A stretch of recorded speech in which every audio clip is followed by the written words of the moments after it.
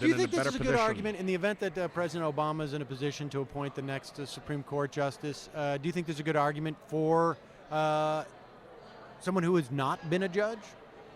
Oh, absolutely. I think the problem is that we've let that court become staffed entirely by folks who are in the, for want of a better word, it's the judicial monastery. And within that judicial monastery, the Republicans have worked very hard to staff it with people who have a specific purpose to advance a specific agenda.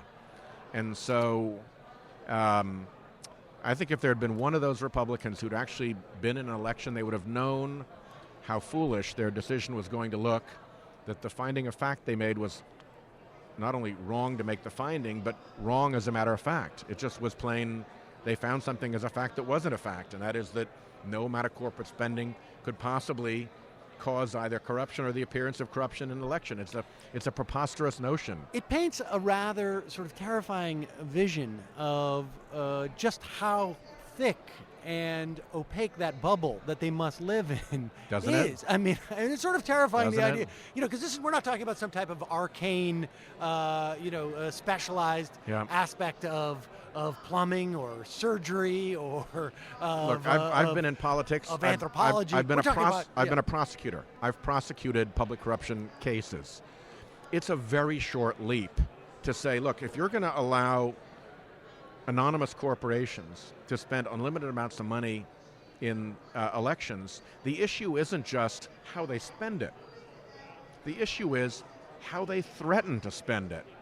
The scariest thing from a public corruption point of view about Citizens United isn't the coal industry running an ad against somebody someplace. It's the coal industry going into their office with their lobbyists and saying to them, here's the ad, pal. We're going to put $5 million behind it in your home state.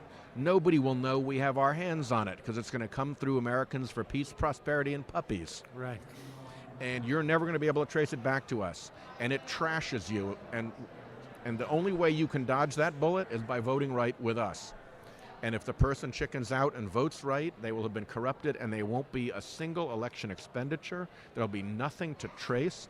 And the fact that the Supreme Court couldn't think through to that step is a very clear sign of how opaque that bubble is. Anybody who's been a prosecutor, anybody who's been in elective office would easily see that when you give corporations that power to do something, you give them the power to threaten that same thing, and that becomes an unpoliced area of massive opportunity for corruption. Is that the biggest problem that we have, not just in terms, one way to view it is that this is this corrupts the electoral process.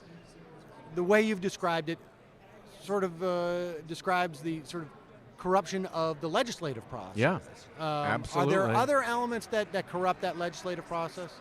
That's the worst, the ability to threaten.